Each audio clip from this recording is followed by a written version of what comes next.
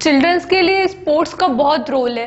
हर कोई बच्चा हम देखते हैं कि स्पोर्ट्स और फिजिकल एक्टिविटीज में बहुत एक्टिवली पार्टिसिपेट करना चाहता है, क्योंकि इससे उनका मेंटल, फिजिकल हर तरीके का ग्रोथ डेवलपमेंट होता है। लेकिन अब स्पोर्ट्स में पार्ट लेना तो चाहिए, लेकिन उनके एबिलिटीज के अकॉर्डिंग ही, मतलब जो डेवलपमेंट एबिलिटीज किसी स्टूडेंट या किसी बच्चे के अंदर है उसी अकॉर्डिंगली ही स्पोर्ट्स ऑर्गेनाइज करे जाने चाहिए, उसी अकॉर्डिंग ही उसको उस स्पोर्ट में ही पार्ट लेना चाहिए। तो देखा जाए तो चिल्ड्रन एंड स्पोर्ट एक दूसरे से बहुत कनेक्टेड वर्ड्स हैं कि कौन सा स्पोर्ट एक्टिविटी किस टाइप के चिल्ड्रंस के लिए सुटेबल होता है। तो हम यही पढ़ेंगे कि हमारा नेक्स्ट चैप्टर का नाम ही यही है, चिल्ड्रंस एंड स्पोर्ट्स। अब चिल्ड्रंस एंड स्पोर्ट्स को स्टार्ट करते हैं, लेकिन सबसे पहले उसका फर्स्ट टॉपिक देखते हैं, मोटर डेवलपमेंट। मोटर डेवलपमेंट का मतलब होता है development in the child bones and muscles और हिज और हर एबिलिटी टू मूव अराउंड। यानी बच्चों के बोन्स एंड मसल्स में जो डेवलपमेंट होता है उसे मोटर डेवलपमेंट कहते हैं। उनके बर्थ से लेकर उनके डेथ तक उनकी बॉडी में अलग अलग तरीके के मूवमेंट्स होते हैं, उन्हीं मूवमेंट्स को ही मोटर डेवलपमेंट कहा जाता है, जिसके कारण वो नॉर्मल एक्टिविटीज को परफॉर्म कर पाते हैं, जैसे सिटिंग, वॉकिंग, उठना, बैठना, जंपिंग, रनिंग। ये सारी चीजें हर स्टेज में उनकी बॉडी में डेवलपमेंट होता रहता है, क्योंकि अगर कोई बच्चा बॉर्न होता है तो उसके कुछ टाइम बाद वो बैठना सीखता है, फिर धीरे धीरे उसका डेवलपमेंट और बढ़ता है तो वो खड़ा होना सीखता है, देन वो बोलना सीखता है। यानी बर्थ से लेकर डेथ तक हर फेज पे कुछ ना कुछ डेवलपमेंट होता है, जिसे हम मोटर डेवलपमेंट कहते हैं। अब मोटर डेवलपमेंट भी दो तरीके के होते हैं, ग्रॉस मोटर डेवलपमेंट और fine motor development. Gross motor development की बात करें तो यानी लार्ज मसल्स में डेवलपमेंट होना, बच्चों की लार्ज मसल्स में डेवलपमेंट होना, जिसके कारण वो अपनी इन activities like sitting, jumping, running, ये सारी एक्टिविटीज परफॉर्म कर पाते हैं। और फाइन मोटर डेवलपमेंट मतलब स्मॉल मसल्स में डेवलपमेंट होना, लार्ज लेवल पे नहीं, स्मॉल लेवल पे मसल्स में डेवलपमेंट होता है, जिसके कारण वो छोटी छोटी चीजें परफॉर्म कर सकते हैं, लाइक फिंगर्स का मूवमेंट करना, बॉल कैच करना, वॉलीबॉल को स्मैश करना, ये सारी चीजें। तो दो तरीके के मोटर डेवलपमेंट होते हैं, ग्रॉस और फाइन। अब मोटर डेवलपमेंट को भी अलग अलग स्टेजेस पे क्लासिफाई किया गया, यानी अलग अलग स्टेजेस पे स्टडी किया गया है। टोटल मिला के मोटर डेवलपमेंट फॉर चिल्ड्रन को 3 स्टेजेस में डिवाइड किया गया है। एक तो अर्ली चाइल्डहुड जो कि 3 to 6 ईयर्स के लिए होती है, सेकेंड है मिडिल चाइल्डहुड जो कि 7 to 10 ईयर्स के लिए, थर्ड है हमारी लेट चाइल्डहुड जो 11 to 12 ईयर्स की एज में होती है। सबसे फर्स्ट 1 by 1 से ले तो अर्ली चाइल्डहुड, इसका पीरियड स्टार्ट होता है 3 to 6 ईयर तक। इस पीरियड में जो मोटर डेवलपमेंट है वो बहुत रैपिडली होता है, यानी बच्चों को नॉर्मल एक्टिविटीज जैसे रनिंग, जंपिंग, ये सारी चीजें बहुत उनमें रैपिडली डेवलपमेंट होता है इन चीजों का, और इन्हीं चीजों के कारण वो अपनी इन एक्टिविटीज को बहुत एफिशिएंटली परफॉर्म करते हैं, इन मूवमेंट्स को बहुत इफेक्टिवली परफॉर्म करते हैं, जिसके कारण उनकी स्ट्राइड लेंथ भी इंक्रीज होती है। तो इस एज में जो डेवलपमेंट है वो बहुत रैपिडली होता है। अब इसी एज में यानी अर्ली चाइल्डहुड में कुछ एक्टिविटीज जैसे स्विमिंग, जिम्नास्टिक जैसी एक्टिविटीज होनी चाहिए, ताकि उनके जो बेसिक मूवमेंट है, पुशिंग, पुलिंग, वो सब भी अच्छे खासे इंप्रूव हो सके। अर्ली चाइल्डहुड के बाद आता है मिडिल चाइल्डहुड 7 to 10 ईयर्स। इसमें जो होता है बच्चों को बहुत एक्टिवली एक्टिविटीज में पार्ट लेने की इच्छा होती है, यानी उनके अंदर एक इच्छा, एक जागरूकता जाग जाती है कि हमको इन एक्टिविटीज में पार्ट लेना है। वो बहुत एक्टिव हो जाते हैं अपने मूवमेंट्स को लेकर, वो पुराने बच्चों से compete करते हैं और अपनी प्रीवियस परफॉर्मेंस को इम्प्रूव करने की कोशिश करते हैं, उनमें एक कॉम्पिटिशन की फीलिंग आ जाती है। वो कोऑर्डिनेशन भी पूरा बिठाने की कोशिश करते हैं इस एज के बच्चे। हाँ, लेकिन उनकी बॉडी में फ्लेक्सिबिलिटी नहीं आ पाती उतनी, कोऑर्डिनेशन प्रॉपरली होता है, और जो रनिंग और जंपिंग वो पहले सीख चुके हैं यानी अर्ली चाइल्डहुड में, उसको वो और अच्छे तरीके से परफॉर्म करते हैं, एट ए हायर लेवल पे परफॉर्म करते हैं। नेक्स्ट थर्ड होता है लेट चाइल्डहुड। लेट चाइल्डहुड यानी 11 to 12 ईयर्स का आता है। इसमें गर्ल्स अगर माना जाए तो मोर टॉलर देन द बॉयज, लेकिन स्ट्रेंथ में फर्क होता है, जो कि स्ट्रेंथ बॉयज की ज्यादा होती है, लेकिन इस एज में स्ट्रेंथ में भी बहुत माइनर सा फर्क होता है, यानी गर्ल्स एंड बॉयज दोनों बराबर ही एक दूसरे से compete कर सकते हैं। इसमें कॉन्फिडेंस आना, कॉम्बिनेशंस को परफॉर्म करना, स्किल डेवलपमेंट होना, और जो मूवमेंट्स पहले हो चुके हैं यानी मिडल और अर्ली स्टेजेस में, उसको और अच्छे से परफॉर्म करना, क्वालिटी में भी और क्वांटिटी में भी। ये था लेट चाइल्डहुड। 3 स्टेजेस देखने के बाद अर्ली, मिडल और लेट। अब देखते हैं कि फैक्टर्स अफेक्टिंग मोटर डेवलपमेंट, यानी ऐसे कौन से फैक्टर्स हैं जो बच्चों के बोन्स एंड मसल्स डेवलपमेंट को अफेक्ट करते हैं, या ऐसे कौन से फैक्टर्स हैं जो उनको इस चीज को करने से रोकते हैं या उनकी बॉडी में प्रॉपर डेवलपमेंट नहीं हो पाता, और अगर प्रॉपर डेवलपमेंट चाहिए तो ऐसे कौन कौन से कारण है जो हमें करने चाहिए। फर्स्ट अगर देखिए फैक्टर्स अफेक्टिंग मोटर डेवलपमेंट का, तो फिजिकल एक्टिविटीज। अगर कोई चाइल्डहुड यानी अगर कोई चिल्ड्रन एक्टिवली फिजिकल एक्टिविटीज में डेली पार्ट करता है तो उसका जो मोटर डेवलपमेंट है वो स्पीड यानी फास्टर रेट पे होगा एज कंपेयर टू जो फिजिकल एक्टिविटीज में पार्ट नहीं लेते। अब फिजिकल एक्टिविटीज भी बच्चों के कैपेबिलिटीज के अकॉर्डिंग होनी चाहिए। जैसे मैंने कहा था कि चिल्ड्रंस एंड स्पोर्ट एक दूसरे से रिलेटेड है, तो उसके अकॉर्डिंग होनी चाहिए। तो यानी एक्टिवली अगर फिजिकल एक्टिविटेशन में पार्टिसिपेशन है तो आपका मोटर डेवलपमेंट यानी किसी बच्चे का मोटर डेवलपमेंट बहुत स्पीड रेट पे होता है, हाई रेट पे होता है, लेकिन अगर नहीं है तो उतना ही प्रॉब्लम होती है। सेकेंड बात करें न्यूट्रिशन, अगर किसी को प्रॉपर न्यूट्रिशन प्रॉपर फूड मिल रहा है तो it means they become stronger, और अगर वो स्ट्रॉन्गर है तो उनका मोटर डेवलपमेंट भी अच्छा होगा। और वहीं अगर कोई प्रॉपर न्यूट्रिशन प्रॉपर डाइट नहीं ले रहा है तो उसका मोटर डेवलपमेंट अच्छा नहीं होगा। थर्ड बात करते हैं एनवायरमेंट की। डिपेंड करता है कि हमारे आसपास का एनवायरमेंट कैसा हो। अगर हमारे आसपास लव, अफेक्शन, बहुत प्यार हो, मोटिवेशन, इंकरेजमेंट मिले एक्टिविटीज में पार्ट करने के लिए, तो मोटर डेवलपमेंट अच्छा होगा और अच्छी रेट पे भी होगा, यानी तेजी से बढ़ेगा। लेकिन जैसे कि हम आज की सोसाइटीज में जानते हैं कि बॉयज को ज्यादा इंकरेज किया जाता है as compared to girls physical activities में, तो जिस कारण उनका मोटर डेवलपमेंट तो अच्छे लेवल पे होता है, लेकिन जिन स्टूडेंट्स को इंकरेज नहीं किया गया है या उनको आसपास लव अफेक्शन नहीं दिख रहा है तो उनका मोटर डेवलपमेंट इफेक्ट हो जाता है। नेक्स्ट बात करें अपॉर्चुनिटीज। जितनी ज्यादा अपॉर्चुनिटीज मिलेगी किसी चिल्ड्रन को उतना ज्यादा अच्छा मोटर डेवलपमेंट होगा। अगर उनके पास एम्पल ऑफ अपॉर्चुनिटीज है किसी में पार्ट लेने के लिए तो उनका मोटर डेवलपमेंट अच्छा होगा, लेकिन नहीं है तो वो उतना ही इफेक्ट होगा। नेक्स्ट बात करें सेंसरी इंपेयरमेंट्स। विजुअल और हियरिंग इंपेयरमेंट से मोटर डेवलपमेंट बहुत ज्यादा लेवल पे इफेक्ट हो जाता है, क्योंकि अगर किसी को हियरिंग इंपेयरमेंट की प्रॉब्लम है तो वो प्रॉपर इंस्ट्रक्शन फॉलो नहीं कर पाएगा, और प्रॉपर इंस्ट्रक्शन फॉलो नहीं कर पाएगा तो वो अपनी बॉडी की मूवमेंट्स भी सही से नहीं कर पाएगा, जिस कारण उसके जो मोटर डेवलपमेंट है वो सही रेट से नहीं बढ़ेगा या अच्छा नहीं होगा।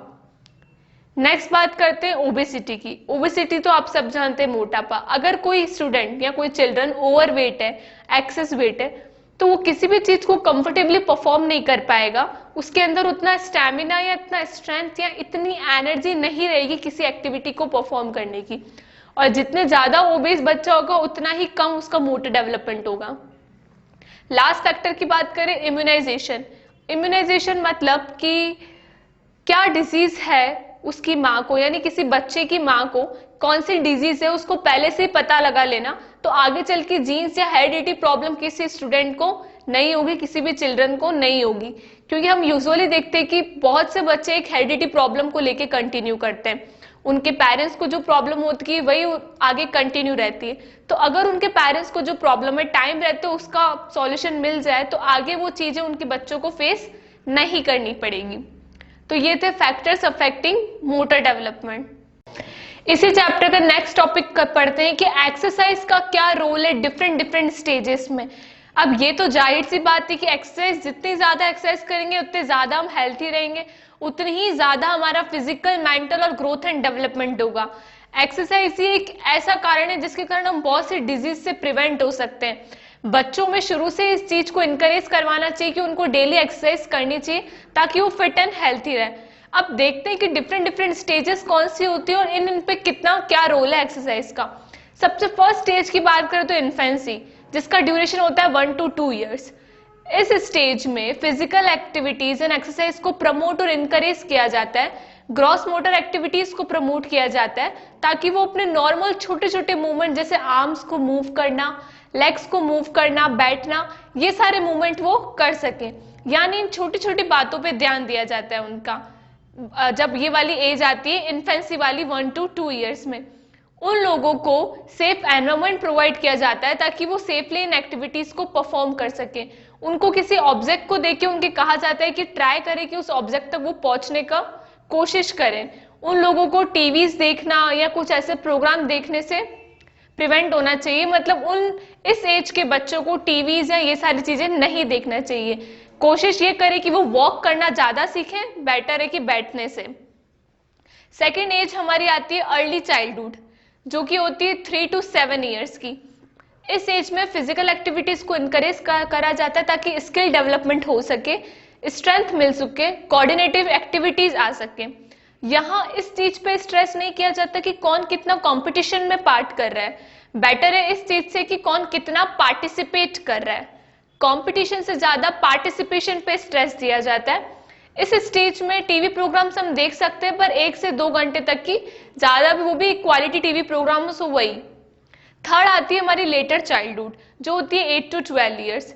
इसमें स्टंट करना, जंपिंग करना, ये सारी चीजें आती है ताकि बोन्स को स्ट्रेंथ मिल सके, कोऑर्डिनेटिव एक्टिविटीज आ सके।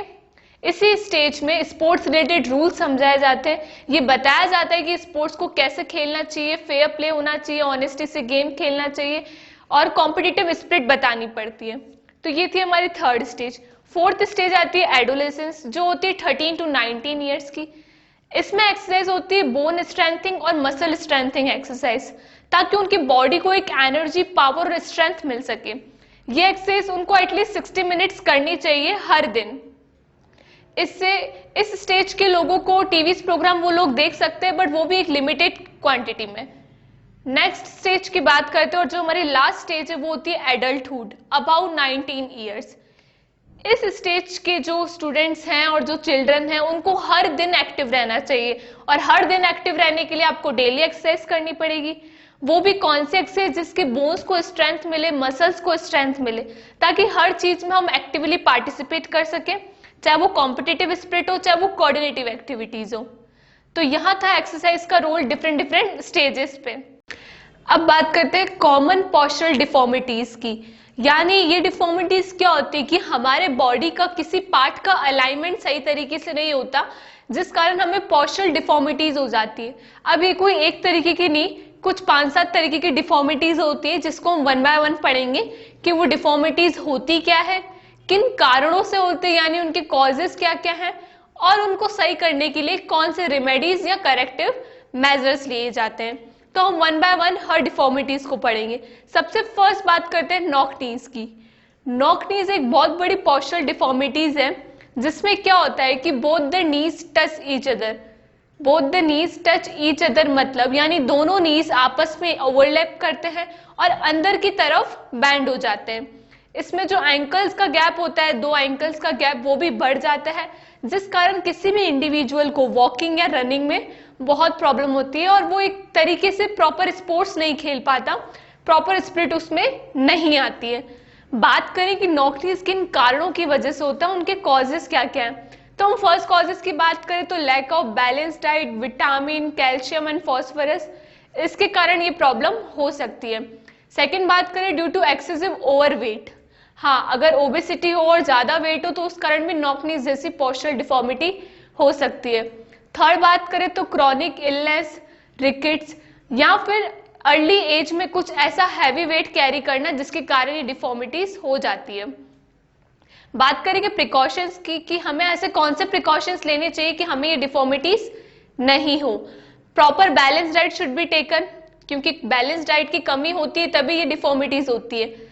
सेकेंड बात करें कि बेबीज को अर्ली एज में वॉकिंग करने से प्रिवेंट करना चाहिए, यानी उनको बहुत जल्दी उम्र में इस चीज पे फोर्स नहीं करना चाहिए कि वो पूरे दिन भर वॉक ही करते रहें।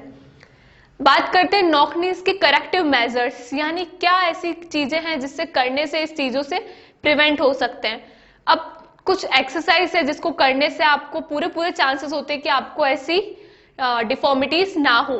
बात करें नंबर 1 की तो हॉर्स राइडिंग। हॉर्स राइडिंग एक बेस्ट एक्सरसाइज है, इसे करने से आप इससे बच सकते हो। सेकंड बात करें कि जो पिलो होता है, keep the pillow between your knees, यानी दोनों नीज के बीच में पिलो रखें and stand erect for some time, और सीधा खड़े हो जाए कुछ समय के लिए। थर्ड, इसके करेक्टिव मेजर्स की बात करें तो वॉकिंग कैलिपर्स का यूज करने से भी इसको हम बच सकते हैं। फोर्थ, जो योगा आसन है, पद्म आसन और गोमुख आसन, इन आसन को परफॉर्म करने से भी हम इस डिफॉर्मिटी को दूर कर सकते हैं। और अगर कोई सीवियर केस हो तो आप डॉक्टर से ज्यादा कंसल्ट कर सकते हैं। तो ये नॉकनी के बारे में पढ़ा, उसके कॉजेस, प्रिवेंशन, प्रिकॉशंस और corrective measures. Next postural deformity की बात करें तो बो लेग्स। अब जो हमने फर्स्ट वाली पढ़ी थी नॉक-नीज, इसकी जस्ट अपोजिट है बो लेग्स। मतलब नॉक-नीज में तो क्या होता था कि दोनों नीज एक दूसरे को ओवरलैप करते थे और अंदर की तरफ बैंड हो जाते थे, लेकिन बो लेग्स में क्या होता है कि दोनों नीज के बीच में बहुत ज्यादा गैप हो जाता है, वाइड गैप का डिफरेंस आ जाता है, जिस कारण जो नीज है वो अंदर की तरफ नहीं बाहर की तरफ बैंड करते हैं। तो ये उसका जस्ट अपोजिट है, जिसके कारण बो लेग्स में एक इंडिविजुअल को वॉकिंग या रनिंग में प्रॉब्लम आती है, खेलने में दिक्कत आती है। बात करें इसके कुछ कॉजेस की, तो कॉजेस यही है कि deficiency in calcium and phosphorus of bones, यानी उनमें कमी आ जाना। सेकंड बात करें कि एक्सेसिव ओवरवेट, यानी बच्चों को कुछ ज्यादा ओवरवेट हो जाना, तो ये प्रॉब्लम हो सकती है। थर्ड बात करें डेफिशिएंसी ऑफ विटामिन डी की कमी हो जाना। फोर्थ बात करें तो इम्प्रॉपर वे ऑफ वॉकिंग, या फिर अर्ली एज में बेबीज को फोर्स करना वॉक करने के लिए। प्रिकॉशंस की बात करें तो बच्चों को ओवरवेट नहीं होना चाहिए, मतलब वो अपनी ऐसी प्रॉपर डाइट रखें कि उनका वेट ज्यादा ना हो। सेकंड बात करें taken a proper balance diet, पूरी अच्छी तरीके से बैलेंस डाइट लीजिए। Third, baby should not be force to walk at an early stage, यानी अर्ली एज में उनको फोर्स नहीं करना चाहिए कि वो वॉक करें। अब बात करते हैं बो लेग्स की कुछ करेक्टिव मेजर्स की, तो चलिए देखते हैं। बो लेग्स के करेक्टिव मेजर्स की बात करें तो सबसे फर्स्ट है कि vitamin D should be taken in required amount, जिस अमाउंट में हमें विटामिन डी चाहिए उस अमाउंट में हमें मिलना चाहिए। सेकंड बात करें कि बैलेंस डाइट प्रॉपर होनी चाहिए। थर्ड की जो आपके टोज हैं उसको अंदर की तरफ बेंड करके कोशिश करें कि आप थोड़ी वॉक कर सके। नेक्स्ट बात करें कि आपके फिट की जो इनर एज है उस पर भी आप कोशिश कर सकते हैं वॉकिंग करने की। और 2-3 एक्सरसाइज है लाइक अर्धमत्स्येंद्र आसन, अर्धचक्रासन और गरुड़ आसन, ऐसे एक्सरसाइज करके भी इससे आप बच सकते हैं। और लास्ट इसका एक और करेक्टिव मेजर है कि आप कोशिश कीजिए कि आप सीधे खड़े हो जाएं, दोनों फीट को ज्वाइन करके, stand erect with both the feet join together. उसके बाद कपड़े का कोई भी सॉफ्ट टुकड़ा, यानी सॉफ्ट कपड़े का कोई भी टुकड़ा, उसको रैप कीजिए अपने नीज पे, कोशिश कीजिए कि वो टाइट हो। अगर वो टाइट नहीं होता तो आप अपने पार्टनर की हेल्प ले सकते हो। उसके बाद स्क्वाट की पोजीशन में आपको कुछ टाइम तक रहना है और इसी एक्सरसाइज को 4 से 6 बार करनी है। नेक्स्ट पोस्चरल डिफॉर्मिटी है फ्लैट फुट। फ्लैट फुट के नाम से पता चल रहा है कि पांव से रिलेटेड या फीट से रिलेटेड डिफॉर्मिटी है। इसमें क्या होता है, जो हमारे फीट का शेप है, जो प्रॉपर आर्क बनना चाहिए वो नहीं होता, वो पूरा फ्लैट तरीके से होता है, यानी एक ही तरफ समतल होता है, पूरी तरीके से आर्क नहीं बन पाता हमारे फीट का। ये यूजुअली न्यूबॉर्न बेबीज में होता है, लेकिन फिर वो आगे दिक्कत बढ़ भी जाती है। इसके कारण क्या होता है कि बच्चे सही तरीके से खड़े नहीं हो पाते या रन नहीं कर पाते प्रॉपर तरीके से। इस डिफॉर्मिटी को हम किसी को देखकर ही पता लगा सकते हैं कि इसको कोई डिफॉर्मिटी है। कैसे कि अगर आप अपने फीट को पानी में डालोगे, उसके बाद जब आप निकालकर फ्लोर पे चलोगे तो वो कुछ फुटप्रिंट्स छोड़ेगा। अगर वो फुटप्रिंट्स प्रॉपर आर्क में है तो आपको ये डिफॉर्मिटी नहीं है, और अगर नहीं है तो मतलब आपको फ्लैट फुट वाली पोस्चरल डिफॉर्मिटी है। अब बात करते हैं किन कारणों से होती है, इनके कॉजेस क्या है। तो वीक मसल्स का वीक होना इसका सबसे बड़ा कारण है। Second, increase in body weight, यानी ओबेसिटी, मोटापा बढ़ना। थर्ड बात करें तो इम्प्रॉपर शूज का तरीके से नहीं होना। फोर्थ बात करें तो carrying a heavy weight for a long time, यानी किसी भारी सामान को काफी देर तक लेकर खड़े रहना, जिस कारण भी ये प्रॉब्लम होती है। इसकी कुछ प्रिकॉशंस की बात करें तो shoes should be small and in proper size, जो शूज है वो पूरे शेप में और साइज में होने चाहिए। High heel shoes should be avoided, high heels के शूज नहीं पहनने चाहिए। ये ध्यान रखें कि बच्चों का वेट बढ़े नहीं, वो ओवरवेट ना हो। नेक्स्ट बात करें इसी की तो carrying a heavy weight should be avoided, काफी समय तक एक हैवी वेट को लेकर खड़े रहना, इस चीज को भी अवॉइड करना चाहिए।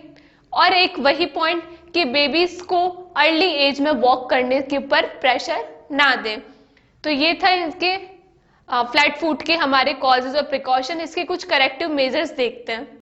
फ्लैट फुट के करेक्टिव मेजर्स की बात करें तो वॉकिंग ऑन टोज पे वॉक करने की कोशिश करें, वॉकिंग ऑन हील्स में वॉक करें, वज्रासन जैसे एक्सरसाइज परफॉर्म करें, कोशिश करें jumping on toes for some times, कुछ टाइम तक टोज पे जंपिंग करने की कोशिश करें। या फिर standing up and sitting down on the heels, heels के बेसिस पे आप खड़े और वॉक करें। नेक्स्ट पोस्चरल डिफॉर्मिटी है राउंड शोल्डर। राउंड शोल्डर में क्या होता है, शोल्डर बिकम्स राउंड और वो आगे की तरफ बैंड हो जाते हैं, यानी उनका झुकाव आगे की तरफ हो जाता है। पर ये किन कारणों से होता है, यानी इनके कॉजेस क्या क्या है। सबसे फर्स्ट कॉज की बात करें तो excessive carrying weight on shoulder, यानी शोल्डर्स पे कोई भारी सामान उठाना। सेकंड बात करें तो ये हेरिडिटी प्रॉब्लम भी हो सकती है।